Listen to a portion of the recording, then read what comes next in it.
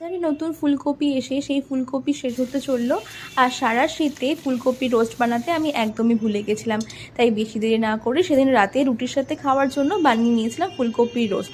প্রথমে ডুমো ডুমো করে কেটে রাখা ফুলকপিটা জলে কিছুক্ষণ ভিজিয়ে সাদা তেলে হালকা নুন দিয়ে ভেজে নিয়েছিলাম। তারপর কড়াইতে সাদা তেল আর ঘি দিয়ে তাতে দারচিনি, এলাচ, লবঙ্গ, গোটা গোলমরিচ, তেজপাতা আর শুকনো লঙ্কা ফোড়ন দিয়ে তাতে টমেটো কুচি, আদা বাটা, দুটো চেরা কাঁচা লঙ্কা, পরিমাণ মতো নুন, সামান্য পরিমাণে কাশ্মীরি লঙ্কার গুঁড়ো আর একটু জল দিয়ে ভালো করে কষিয়ে নিয়েছিলাম। এই গ্রাইন্ডার জারের মধ্যে চারমগজ, কাজু বাদাম, সাদা তিল, পোস্ত আর টক দই দিয়ে একটা পেস্ট বানিয়ে নিয়ে সেইটা দিয়ে দিয়েছিলাম। তারপরে সামান্য পরিমাণে একটু জল দিয়ে তাতে গরম মশলার গুঁড়ো আর স্বাদ মতো একটু চিনি দিয়ে ভালো করে মশলাটাকে কষিয়ে নিয়ে তাতে ভেজে রাখা ফুলকপিটা দিয়ে ভালো করে কষিয়ে নিয়ে তাতে গরম জলটা দিয়ে ভালো করে মিশিয়ে কিছুক্ষণ ঢাকা দিয়ে রান্না করলেই তৈরি হয়ে যাবে ফুলকপির রোস্ট। এগুলো অবশ্যই জানাবেন।